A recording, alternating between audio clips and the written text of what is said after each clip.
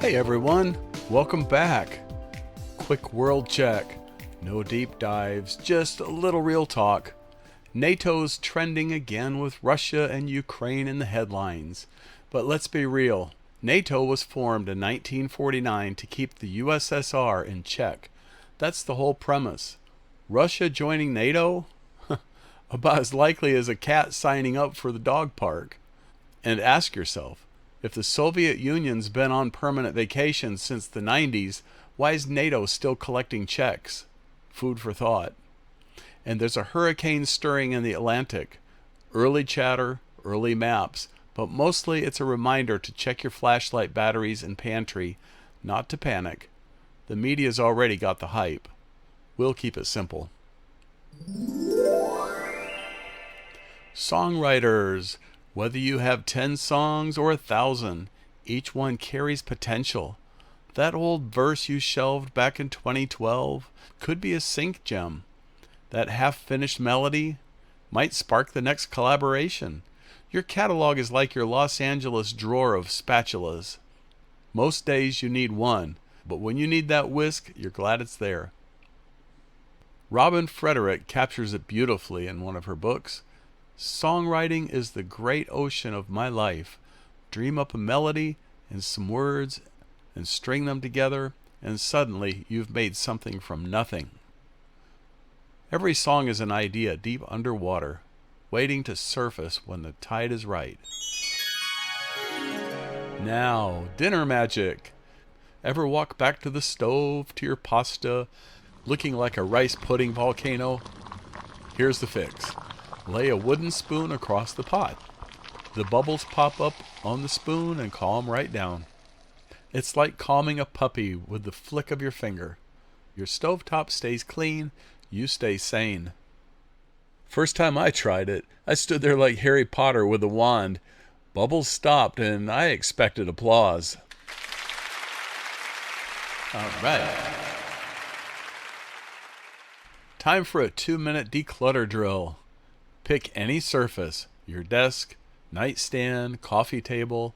Set the timer, 2 minutes. No overthinking. Clear it.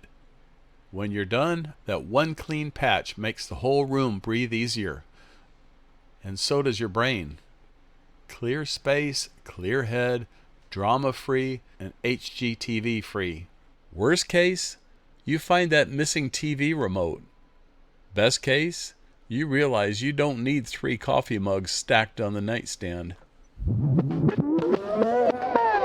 Today in music history, August 20th, 1967. All You Need Is Love by the Beatles hits #1 in the U.S., broadcast around the world via satellite. Why did it resonate? Because the message was simple, the melody was universal, and the chorus was something anyone could belt out. No translation needed. That's timeless songwriting. One simple idea, sung from the heart, sends ripples across the globe. Imagine it. Millions of people watching on the first ever global broadcast, all hearing the same lyric at the same moment. All you need is love. No hashtags, no TikTok, just TV sets all around the world. And they all got it. That's power. I remember watching it on our brand new color TV set. That's back in the day when black and white TVs became obsolete and color was the thing of the day. What really blows me away is the timing. The world in '67 wasn't exactly calm. Vietnam, protests, Cold War tensions, and here comes this simple little broadcast telling everyone in every language the same thing. Love is the answer. And sitting in front of that brand new color TV, you could feel it, not just as a song, but as an event. Families around the world had the same soundtrack at the same time. That's rare. I can't think of any other time when that happened exactly like that. Of course, in 1985, there was the Live Aid performances that were done globally. But the Beatles, that was the first time.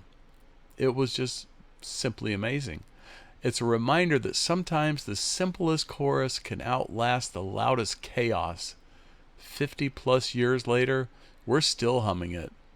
That's the kind of legacy any songwriter dreams about. So here's your flight plan. A world update with both clarity and curiosity, a reminder that your songs hold value, a kitchen trick to save dinner, a brain-boosting declutter habit, and a Beatles moment to remind us that sometimes the simplest promises last forever. All you need is love, and maybe a clean countertop. Catch you tomorrow.